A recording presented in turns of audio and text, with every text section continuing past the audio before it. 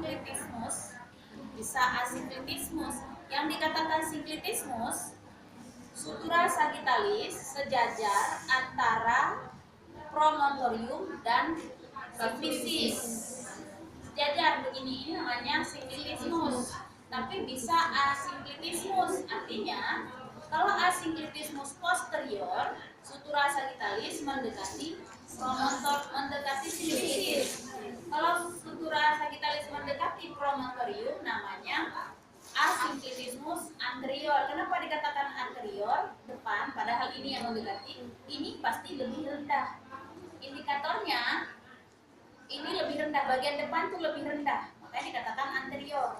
Kalau begini, ini mendekati ini, yang lebih rendah pasti parietalis bagian belakang, makanya dikatakan asinklitismus posterior. Kemudian dengan adanya his lagi, dia terjadi fleksi. Fleksi begini, fleksi dia, ini namanya fleksi. Kalau nggak fleksi, dia tidak akan bisa terjadi putaran paksi dalam. Kenapa? Panggul ini tidak bolong seperti saluran air, tapi ada tulang-tulang kiri kanan. Dia fleksi seperti ini, baru dia terjadi putaran paksi dalam. Kalau nggak fleksi, dia tidak bisa terjadi putaran paksi dalam.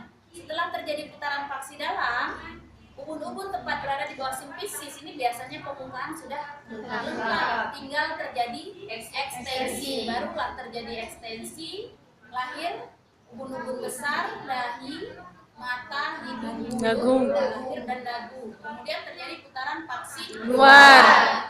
Nah, untuk setelah terjadi putaran paksi luar, baru terjadi eksklusi, ya kan?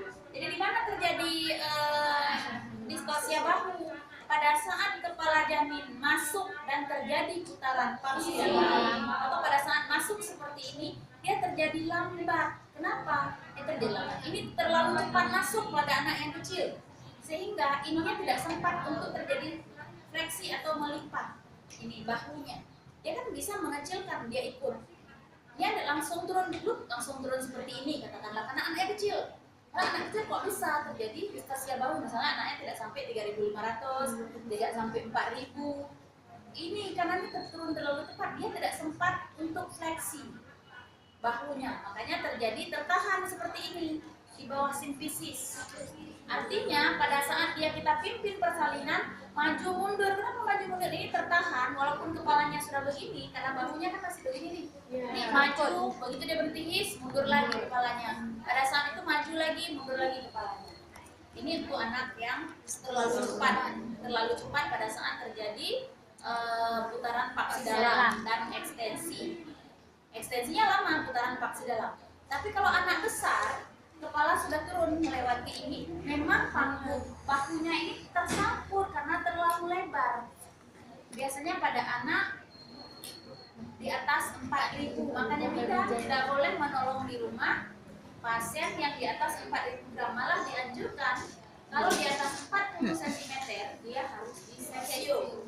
Itu dikatakan dengan makrosemia atau giant baby. Ya, itu kejadian lebih meningkat tadi, kan sudah Anda lihat kan? Sampai 5 sampai 7% kalau di atas 4.000 gram. Kalau di atas 4.500 gram 8 sampai 10%.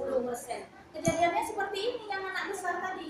Jadi mekanisme persalinannya ini tertahan, ini nggak akan maju lagi. Ini memang terjadi putaran paksi dalam. Bu, kan di situ Bu ada tulang rawan Bu. Tulang rawan itu bisa Bu dipotong untuk penanganan selain biru di rumah sakit? Ada kemarin. Tapi kan ini beresiko dilakukan. Jadi penanganannya nanti kita lihat. Jadi nanti kita lakukan posisi makrobed. Posisi makrobed ini menyebabkan Bu, baterai.